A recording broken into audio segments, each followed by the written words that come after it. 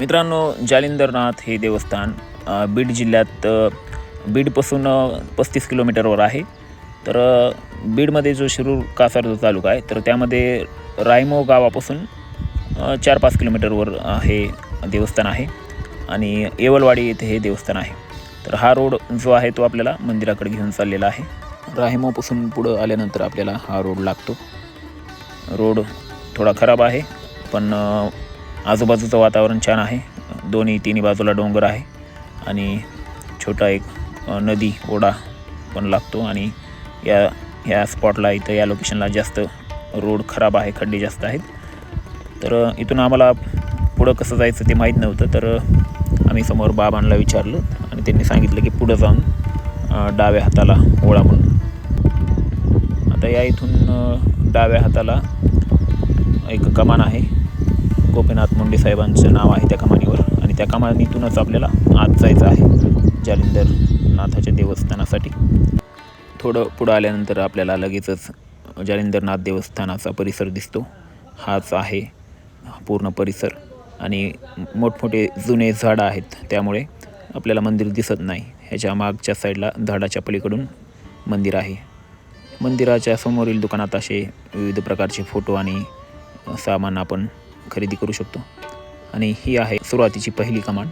या कमानीतून आत गेल्यानंतर 25 ते 30 पायऱ्या चढून जावं लागतात आणि समोर आहे मुख्य गाभारा, तो समोर दिसतोय.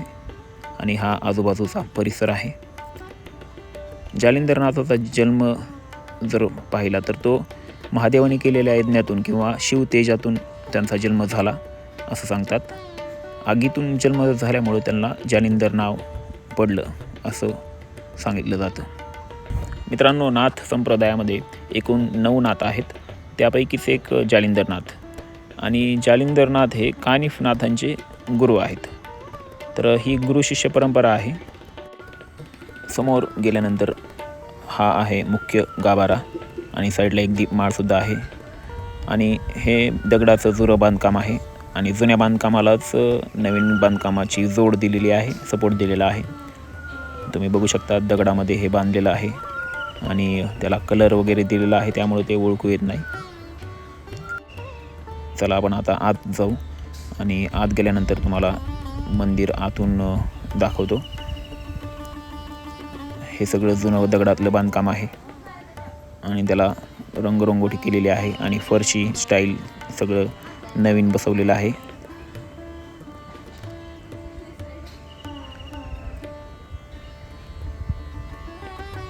समोर एक फोटो आहे, हा नवनाथांचा फोटो आहे. आणि समोर जो गाभारा आहे छोटा, तर तो 10 बाय 10चा गाभारा आहे असं सांगितलं जातं.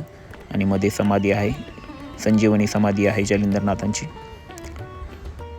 मित्रांनो, जालिंदरनाथांनी नाथ संप्रदायातील योग आणि अध्यात्माचा प्रसार केला.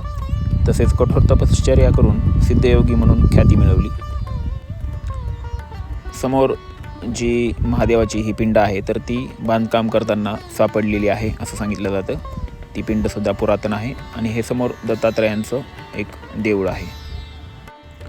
जालिंदरनाथांनी कानिफनाथांना योगविद्या आणि अध्यात्माची दीक्षा दिली अशी नाथ परंपरेतील श्रद्धा आहे. तसेच समाजात अंधश्रद्धेपेक्षा साधना, संयम आणि गुरुभक्तीचे महत्त्व जालिंदरनाथांनी पटवून सांगितले. तर हे आहे मंदिराचं जुनं बांधकाम. हे तुम्ही बघू शकता, जुन्या भिंती आहेत, दरवाजा आहे जुना आणि तिथं नवनाथांचा फोटो ठेवलेला आहे. आणि हे जे आहे, हा आहे मुख्य गाभारा, दगडाचा आहे, त्याला कलर दिलेला आहे. आणि हे समोर आहे जुनं एक बांधकाम, दरवाजा बघा किती जुना आहे, तो त्याला लॉक केलेला आहे. तर हे सर्व असं मधून आपल्याला जुनं बांधकाम बघायला भेटतं.